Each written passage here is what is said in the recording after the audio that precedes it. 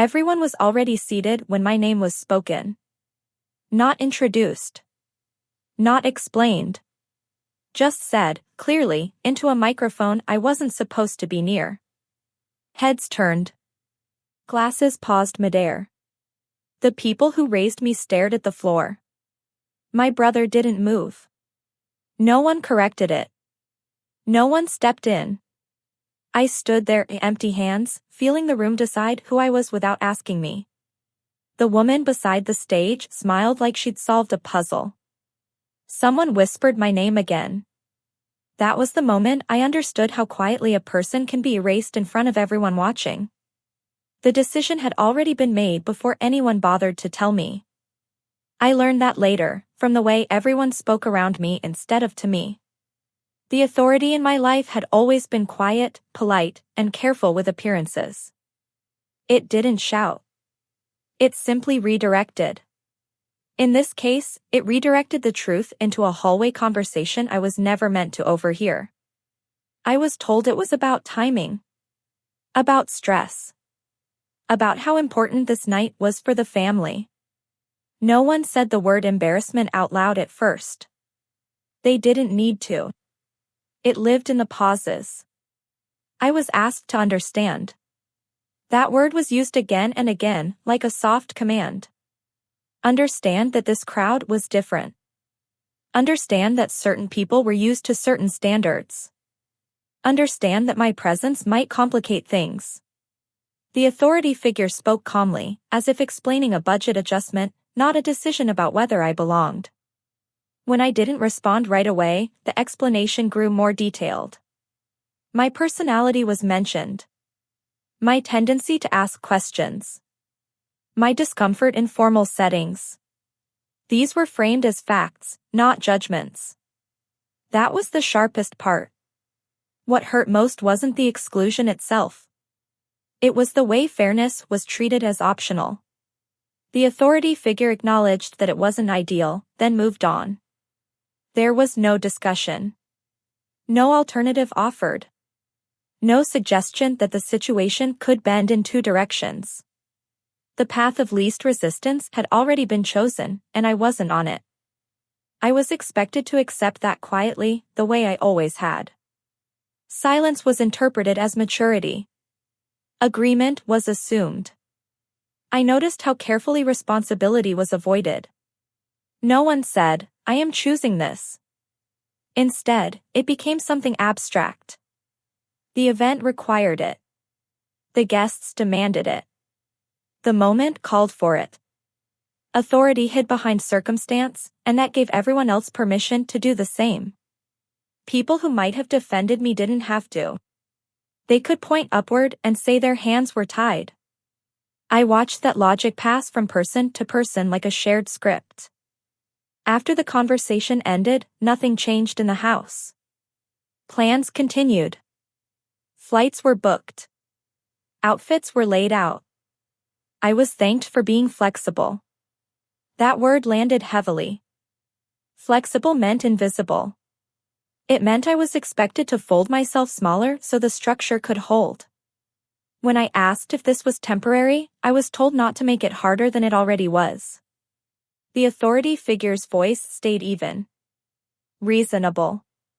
That tone suggested that any discomfort left was mine to manage alone. That night, I sat with the realization that fairness had never been the goal. Stability was. Smoothness. Approval from people whose names carried weight. Authority didn't betray me by attacking me. It betrayed me by calculating that my absence was cheaper than my presence. That calculation was presented as wisdom. As leadership.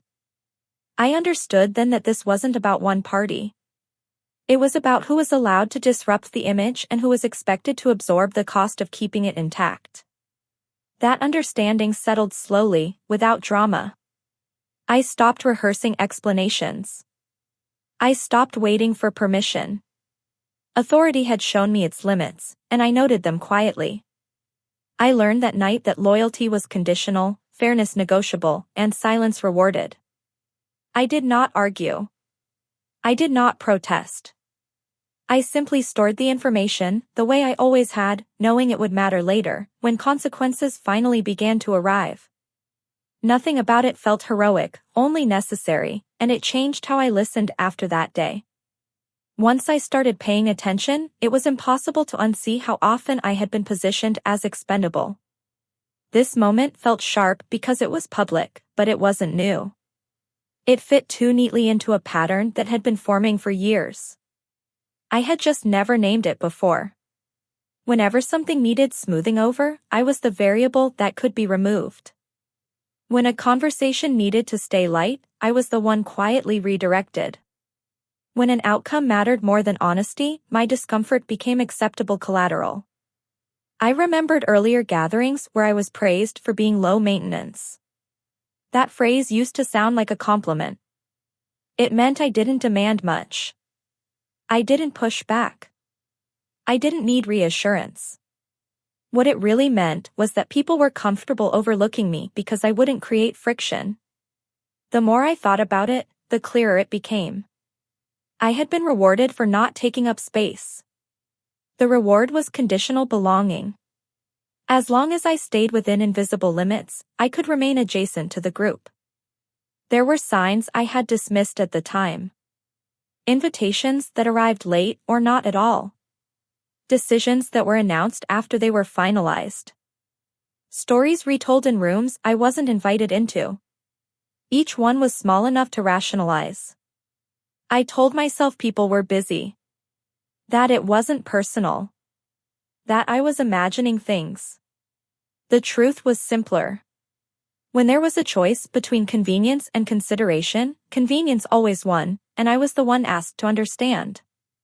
I also noticed how often my competence was separated from my identity. My work was acknowledged in vague terms, but never connected back to me as a person. It was something I did, not something that reflected who I was. That made it easier to keep me at arm's length. I could be useful without being visible. Trusted without being included. That separation had protected everyone else from having to reconcile the version of me they dismissed with the value I quietly provided. The pattern extended into how praise was distributed. Achievements that fit the family narrative were celebrated openly. Ones that didn't were minimized. When I succeeded quietly, it was framed as luck or timing. When others succeeded loudly, it was framed as character. I absorbed those differences without comment. Over time, they trained me to lower my expectations. I stopped sharing details. I edited my own life before presenting it, choosing what would cause the least disruption. Looking back, I see how often silence was used as agreement. When I didn't object, it was taken as consent. When I didn't complain, it was taken as proof that the arrangement was fair. The burden of adjustment was always placed on me, and I carried it because it seemed easier than challenging a system that benefited everyone else. I told myself I was being mature. Reasonable. I didn't realize I was being slowly written out of decisions that affected me. This realization didn't arrive with anger. It arrived with clarity. I saw that the pattern had never required malice. It only required that I remain predictable. That I continue to accept less so others could maintain more. Once I recognized that, something shifted. Not outwardly. I still showed up. I still listened. But internally, I stopped expecting protection from people who had repeatedly shown me they would choose ease over equity. I began observing instead of hoping, and that quiet change prepared me for what came next. The boundary was crossed quietly, the way most important lines are. No raised voices. No dramatic confrontation. Just a decision made on my behalf that carried consequences I was expected to absorb. I found out through a third party, not even directly. Someone mentioned, casually, that my absence had been described as necessary. Necessary for comfort. Necessary for optics. Necessary so things would go smoothly. That word settled in my chest with a finality I hadn't felt before. What made it different this time was the scope. This wasn't a dinner or a conversation or a family preference. My name had been removed from a room where decisions were being made that directly involved my work, my reputation, and my future. I was being kept out while others spoke about outcomes shaped by my labor. Not maliciously. Just efficiently. I realized then that my invisibility had become useful. It protected people from having to acknowledge where value actually came from. I replayed the conversation in my head, noticing what wasn't said. No one asked how I felt. No one checked whether this arrangement was fair. The assumption was that I would comply, because I always had. I had been reliable that way. Predictable. That predictability had been mistaken for consent. Standing there, listening, I felt something disengage. Not anger. Not sadness. Just a quiet understanding that I would not be consulted unless I made myself unavoidable. I didn't announce anything. I didn't set ultimatums. I simply stopped offering access. I stopped answering questions that were framed as favors. I stopped filling in gaps that others benefited from while pretending I wasn't there. This wasn't punishment. It was containment. I drew a line around my time, my work, my presence, and I kept it. For the first time, I didn't explain why. I let the absence speak for itself. Internally, something shifted. I stopped rehearsing how to make myself acceptable. I stopped editing my thoughts before sharing them. I stopped waiting for an invitation that would never come on equal terms. The need to belong loosened its grip. In its place was a steadier impulse. To protect what I had built. To keep my integrity intact, even if that meant being misunderstood. Especially if it meant that. There was relief in that decision, but it was subtle. It felt like standing upright after years of leaning without realizing it. I noticed how much energy I had spent anticipating reactions, smoothing edges, making things easier for people who rarely made things easier for me. Letting go of that effort freed something practical. I focused on what I could control. My work. My boundaries. My own sense of proportion. When the opportunity arose to step fully into a role that acknowledged my contribution publicly, I didn't hesitate. I didn't check whether it would make anyone uncomfortable. I didn't warn anyone in advance. I accepted it because it was appropriate, not because it would be approved. That choice felt calm. Almost boring. Which told me everything I needed to know. The boundary had been crossed, and instead of chasing repair, I had finally chosen alignment.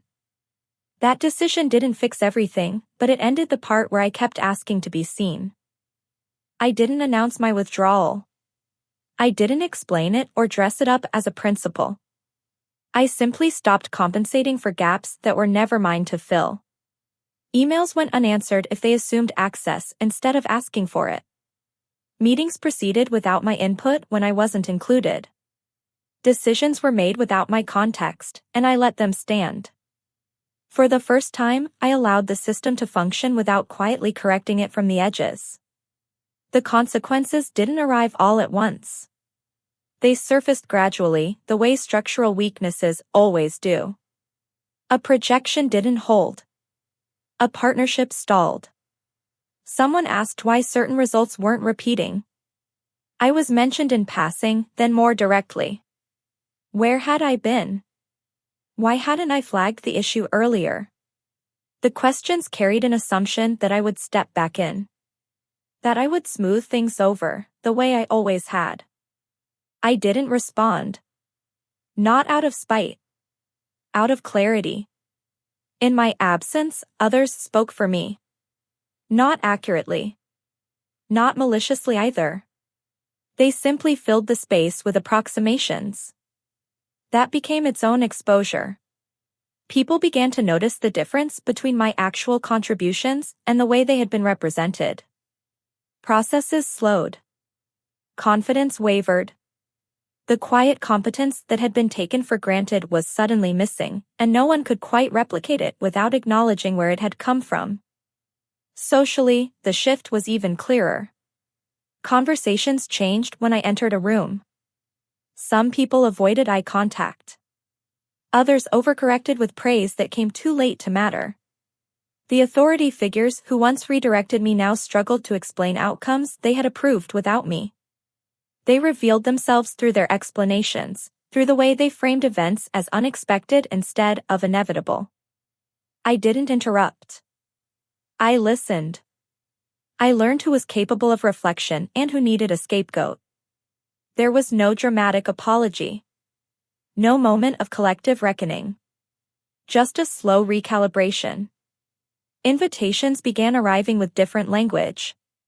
Requests came with more care. My name was used more precisely. The same people who had once treated my absence as convenient now treated my presence as strategic. I accepted what aligned with my terms and declined what didn't. Each choice reinforced the boundary without requiring me to restate it. Financially, things corrected themselves. Contracts were rewritten. Credit shifted. My work was documented instead of absorbed. That documentation had a way of traveling. It reached people who didn't know me personally and didn't need to. They evaluated outcomes, not narratives. Opportunities came from outside the circle that had once defined my value. That distance mattered. It allowed my reputation to stand on its own, without being filtered through anyone else's comfort. The final exposure wasn't something I orchestrated. It came through repetition. The same authority figures who had once minimized me began telling versions of the story that contradicted each other. In trying to preserve their image, they revealed how little they had understood in the first place. I didn't correct them. I didn't need to. Their inconsistency did the work for me. What surprised me most was the calm. There was no triumph in it. No sense of victory. Just relief. I no longer felt the need to translate myself or soften my edges. I moved forward without checking whether it would be approved. The people who could adjust did. The ones who couldn't faded naturally. That was the consequence. Not punishment. Not revenge. Just alignment asserting itself over time. I didn't reclaim my place. I built a different one. Quieter. More accurate. One where my value didn't depend on being palatable. And in that space, I finally understood that dignity doesn't come from being recognized by the people who overlooked you. It comes from choosing not to disappear for them again.